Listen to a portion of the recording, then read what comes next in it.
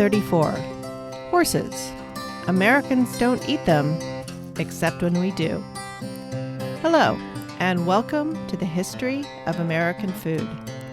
This week, I'll be looking at the particularly fraught topic of whether and when horses were food. I'll be doing the history thing, how horses got to America, and only go as far as the 17th century, because eating horses, or not, is a topic that has changed directions quite a few times on both sides of the Atlantic over the last 400 years. So pull up to your place at the table and let's dig in. The first thing you need to know about horse eating and not horse eating in future America is that I entered my research with some very wrong ideas floating around in my head. The reasons I thought were the reasons horse was mostly not eaten by English colonists were wrong. And my early thoughts on whether horse eating has ever been acceptable in America was also wrong.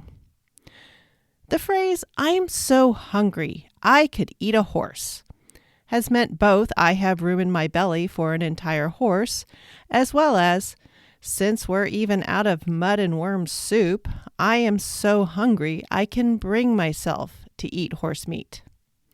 There's a lot more there than I expected to find.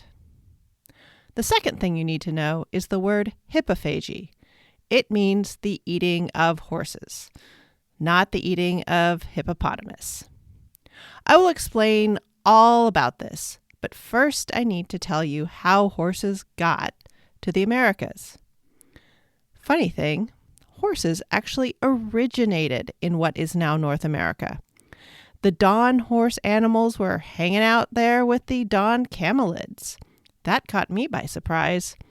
But they both spread out around the world, but please remember that the configuration of the continents was not what it is today. The camelids went to what would become South and ended up as the pack animals of South America, as well as going to North and Central Asia and Africa to become the two types of camels. The horse stuck to the grasslands, and as a result, modern horses stayed mostly north of the Tropic of Cancer. Only two other horse relatives have hung on through millions of years of evolution: the tapir, that animal that looks like it's wearing pants, and the rhinoceros. There's clear evidence that by 30,000 years ago, horses and humans were definitely having tons of interactions all over Europe and Asia. Those same French caves with the cow paintings, they contain horse paintings too. Chauvet is the most famous horse painting cave, and those paintings and a very contemporary appearing mammoth ivory carving of a horse from the same area in Europe all date from around that same period of time. By about 15,000 years ago, there were definitely horses in North America, but their numbers had absolutely collapsed from their heyday. Whether it was climate change, which caused droughts and a bunch of the grasslands to become more of a shrubby tundra that wasn't edible for horses, or that the arriving humans were eating them all up in much the same way they were munching on a bunch of the megafauna as they came across Beringia, or that land bridge from Siberia, to the Americas is unclear. The opaqueness of the situation is such that even in the 21st century, this is a question that could start a paleontology slap fight. Regardless of the reasons, horses were definitely extinct in North America between 8 and 10,000 years ago. And however it happened, by the time corn was heading up into North America, the plains, prairies, and grasslands were certified horse-free. As with bovids, horse domestication came after a long period of hunting horses as a game animal. When exactly it began, once again, is unclear. But everyone can pretty much agree that around 5,500 years ago, horses were definitely being kept in human-controlled herds for milk, meat, and hides in the grassland steppe areas of Asia. Absolutely no one is willing to say when horse riding began. There are stone drawings or petroglyphs of about the same age as evidence of horse herding that show human figures on horses. But many people in the horse ancient history business speculate horse riding might even predate human horse herding. Since early writing equipment likely consisted of something between absolutely nothing and maybe a fiber rope, there is nothing that would preserve this information, so this is another until we have a time machine, we've got nothing instance. After 5,500 years ago, the modern horse had spread over Asia, Europe, and parts of Africa. There are arguments that some Pleistocene subpopulations survived earlier horse semi-extinctions in funky pockets of Europe and Asia and evolved along separate paths, like the mustachioed Guarano population of Galicia. And this is not a ridiculous idea considering the offshoots of things like the zebra and quagga and Przewalski's horse, or as it's known by the Mongolians who live with and around them, the taki. And they all split off at different times from the original equus, that is the straight line ancestor to our modern horse. These horse cousins can all interbreed with our standard horse, but the offspring are not always fertile, and they don't always survive. And this is pretty much the same as with the interbreeding of the bovids back from the cow episodes. Anyway, people herded horses, people rode horses, people bred horses, and many different looking horses of many different types developed to meet the needs of the humans and the environments they lived in. Horses were broken into classes. Cold bloods included the enormous draft horses of Northern Europe that would pull plows and wagons and barges and enjoy a short, glorious, notable career as a knight's steed, hauling about men encased in metal cocoons and creating the terrifying cataphracts. The cataphract, by the way, was heavy cavalry where man and horse were both encased in metal, and the whole group would gallop at the enemy. It was incredibly intimidating if you were right in front of them, especially if you were on foot. But they were definitely impractical over the long run, or over messy ground. Hot bloods were the light-boned horses chosen for speed and style, the arched neck and delicate feet of the desert Arabian being the most notable of this style. More than one of these horses has had poetry written about it. Warm bloods usually included the sensible and sturdy ponies used by people who lived in marginal seaside or mountainous lands as transport and farming help, as well as the regular old horses that were just for practical work. And then there were these semi-wild steppe horses that powered the Mongolian takeover of most of Asia and some serious chunks of Europe. And for what it's worth, part of why these guys could ride at such speed, in certain situations, the riders would travel with few or no provisions, and without lighting fires. There's almost nothing to burn on the steppes but horse dung. So they depended on their horses to eat grass, and then the riders would drink horse blood and mare's milk as nourishment. Horse meat would only be consumed at the end of a horse's life, and sometimes, depending on the prestige of the animal, not even then. Incidentally, the same practice of using cows mainly for milk and blood and very little meat was and is a herding practice in some African pastoral societies as well. In agrarian communities, horses, just as with cows, had a useful, productive life of turning grass into energy or milk, and then were eaten at the end of their useful lives, or earlier in ceremonial, communal, or prestige feasts. But because horses were also ridden and have a different physical interaction vocabulary than ruminants, the psychic relationships humans formed with horses were different. This is an area that is rich in study, and fields of inquiry exist around it. But as with everything else, I'm going to America, so the relationships I'm interested in for the purposes of this episode are the Western European relationships, and specifically the ones in play at the end of the medieval period, that is, the 16th and 17th centuries. By this point, horses were firmly entrenched in the southern and western European landscape. In most places, they were definitely a symbol of wealth and power. The archetypal man riding on a horse holding a stick of power, say a club or spear or sword or whatever, had a definite place in local politics. In the illustrations and paintings of the time, oxen were the beasts of labor and burden for the common people, pulling carts and plows. Only the wealthy actually rode horses. There were exceptions further north, where kingdoms were smaller and the power inequality of the ruling class to the commoners was less pronounced, such as the draft horses of the Netherlands and the ponies of Scandinavia. But in the homeland of the English colonists, horses were mainly a symbol of wealth and usually military power.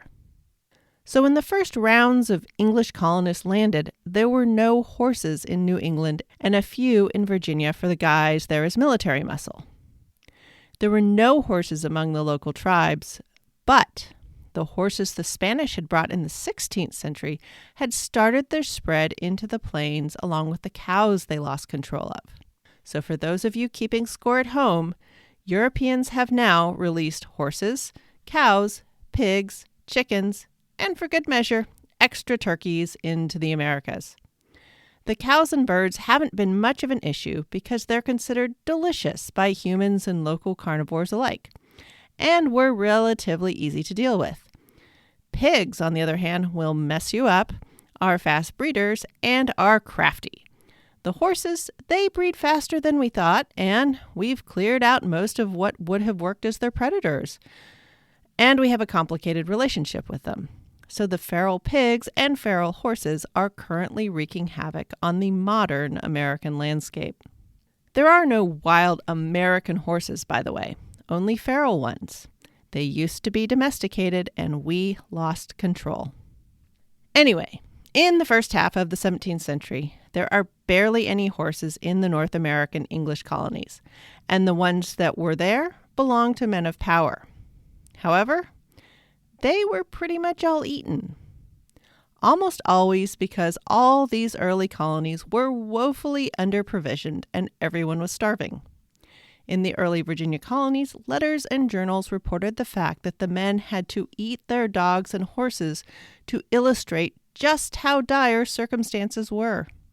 When I started, my initial thought was that it was mainly sentimental attachment reasons that made horse eating pretty much out of bounds for the early colonists. What I didn't take into account was that sentimentality towards animals was almost non-existent in the 17th century. I mean, sentimentality towards humans was pretty thin on the ground at this point, at least in the writing, the recorded sermons, and the preferred philosophy of the time. Contemporary writing shows care for people and animals lying more in duty and responsibility and the correct order of things. This is not to say people were not sentimental, but it was not being written about. Rather, the prohibition on eating horses seems to have much more to do with the fact that horses were symbols of power, and there was also a religious element to it. But apparently, it didn't have much to do with sentimentality, or at least no admitted or recognized emotional element. As I mentioned before, horses were hunted and eaten long before they were herded. Over time, the horse became a figure of reverence in many different European and Asian societies, as shown by multiple divine incarnations of the horse. There's the horse-headed Hayagriva in the Hindu pantheon, the presence of the horse in the Chinese zodiac, Poseidon's epithet as god of horses, Celtic Epona, who lent her name to ponies, and the eight-legged Norse steed Sleipnir, to name a few. And most of these societies would eat horses as part of worship, but also as a regular food in the same way an old cow or sheep might be consumed. One wouldn't waste the farm's resources. Over the ages, different societies have outlawed hippophagy, or the consumption of horse flesh, at different times. Arab, Greek, Persian, and Roman societies have done this for sure. It helps that all these cultures have a bunch of preserved writing. In each case, the larger prohibition seems to have been around horses being functionally war materiel, and so not wanting to set up motivations to butcher horses and cut into supplies. However, the number of horse poems, stories, and statues in all four societies belies other bonds people had with horses that could also have discouraged their regular consumption. Oh, incidentally, the hippo in hippopotamus, that's the Greeks seeing this thing and calling it a water horse or a river horse. Hippo really is for horse, so, like hippodrome as a racetrack and so on. But the fact that this water animal could come at you at 14 miles per hour or 30 kilometers per hour, that made an impression on someone, and the name water horse stuck. And hippopotamus, let's face it, why change a name that's so fun to say? On to Christianity. They had a definite anti-hippophagy stance. In Leviticus chapter 11, and yes, this is the first time I cracked the Bible to actually check on food rules. Chapter 11 contains the rather famous verses outlining which animals are okay and not okay to eat. It doesn't name horses specifically, but they are pretty firmly ruled out. They aren't ruminants, and they don't have cloven hooves. In this section, camels and rabbits are called out as examples. They're ruminants, but they have the wrong feet, so you can't eat them. And pigs are also specifically named. They have the right feet, the cloven hooves, but they aren't ruminants. Goats and sheep and cows and all manner of antelopes are fine, because they're ruminants with cloven hooves. Incidentally, it's okay to eat up the grasshoppers, but no butterflies. So as Christianity spread, many of the dietary laws spread with them. Some sects followed them strictly, including those that avoided meat altogether, just to be safe. Others were okay with rabbits, but avoided pigs, and others pretty much ignored the food laws altogether. However, in the 8th century, as a way to make life just that much more difficult for the pagans, a few of the popes would sponsor and reinforce some of the anti-horse eating stances. Pope Gregory II and Pope Gregory III both endorsed the work of Boniface, later Saint Boniface, and his preaching to Celtic and Germanic tribes to end their horse worshipping and thus horse eating ways. The following pope, Pope Zachary, saw this wasn't working, or not working fast enough, and issued an anathema on anyone eating horse meat. As guilds began to form during the Middle Ages, making sort of no horse butchery one of the rules for butchers' guilds, also spread the anti-hippophagy stance throughout Catholic Europe. The fact that there was a connection of horses to authority may explain why the church made a big deal about the uncleanliness of horse flesh for consumption, but didn't go around enforcing abstinence from rabbit and pig flesh. All the same, in times of famine, horse flesh was regularly consumed, and the church was willing to look the other way. And consuming work animals in an agricultural setting at the end of their life wasn't given much thought.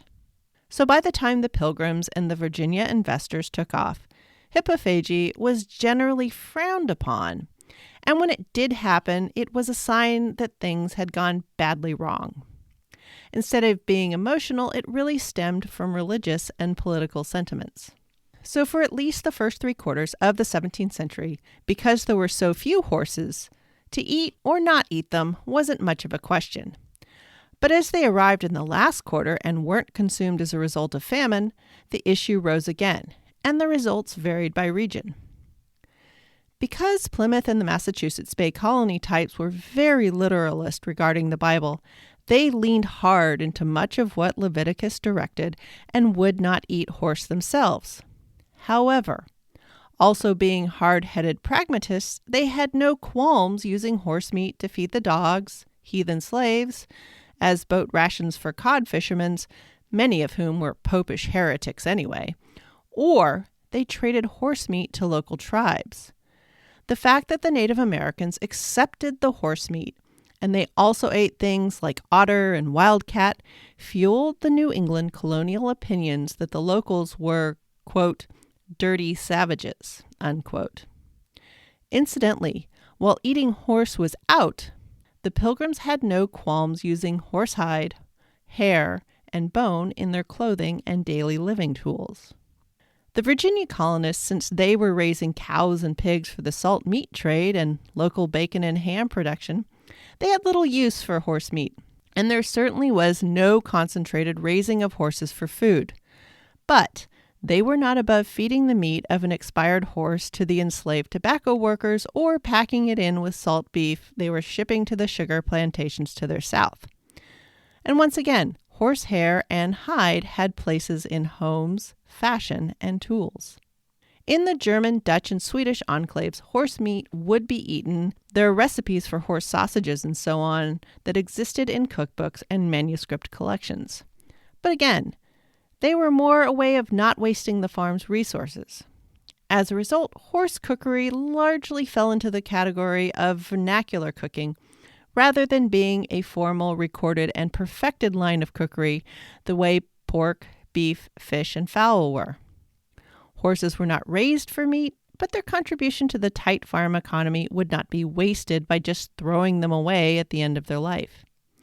And for context, a farm horse at this time was a very hard-worked animal. None of this capering about in pastures, spring wind in their flowing manes, a la National Velvet, Black Beauty, the Black Stallion, or even My Little Pony. These were much more plodding farm horses, hauling high rick loads of their own hay, pulling plows, and very occasionally transporting the family to a distant location. They worked extremely hard their entire lives, which was often around 5 to 9 years, much shorter than the 25 to 30 years of a well-cared-for modern horse. As a note, later on in America, horse lives will get shorter still. So at this point, hippophagy is mostly a no-no, regarded as something done in times of privation or done as the result of the tight food economy. It was generally not vilified, but definitely not actively pursued. In the 17th century, emotional attachment to horses was not driving most of the avoidance of consuming horse flesh. But this makes sense, as the reason to eat or not eat something, much less do or not do something, was almost never attributed to emotion. At this point, such a thing was seen generally as being weak-willed or feminine or simply ridiculous anywhere in Christian Europe. Therefore, the reasons for mostly not eating horses lay in religious sentiment, the connection between horses and political power, or simply a preference for regular food or proper food, the same way wheat and barley were missed in the presence of corn. But this will change. So we'll be checking back in with hippophagy in America as time moves forward. But next week, it's time to look at fat. Olive oil, nut oils, tallow, lard, goose grease, drippings, and butter. The 17th century had a very different relationship with fat than the modern American. But they were likely no less aware of it than we are now. So join me next week to see how the fat economy worked and how some of the attitude from then is still giving us a diet hangover now. Thanks for listening. Show notes for this episode will be at thehistoryofamericanfood.blogspot.com. Any email questions or quibbles will reach me at thehistoryofamericanfood@gmail.com. A few words to review this podcast really do make a difference, and it helps me make sure I'm heading in an interesting direction. Along with the promised pictures and links, I'll also include any interesting media I consumed for the episode. Music for this podcast is Fingerlympics by Dr. Turtle.